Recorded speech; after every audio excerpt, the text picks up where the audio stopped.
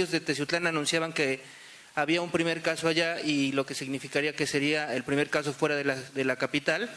Y también preguntarle...